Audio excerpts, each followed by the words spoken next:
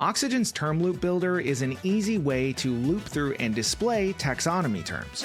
It works very similarly to the post loop builder, which you can see here, but instead of looping through posts, it loops through terms. This can be anything in WordPress's taxonomy system, such as post categories, product categories if you're using WooCommerce, or even custom taxonomies. I'm going to go ahead and set up a term loop here on my blog page, right below all of my blog posts. So I'm going to select below the blog post list and hit Command or Control A and search for term. Then I'm going to hit Enter to drop that in.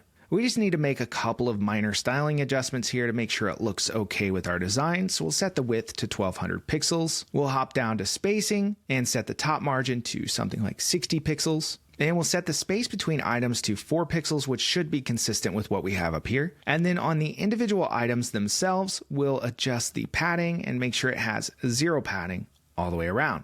And I'll put them really tightly next to each other, just like we have up here for the blog posts.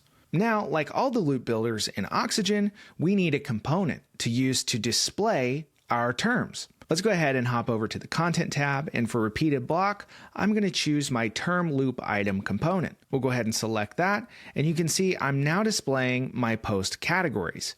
If we go back over here, you can see we have strategy, consultation, growth, and then of course uncategorized, which is default in WordPress, but none of my posts are actually using that. So the first thing we want to do is we want to hide uncategorized, which is empty. We can do that under the query area here.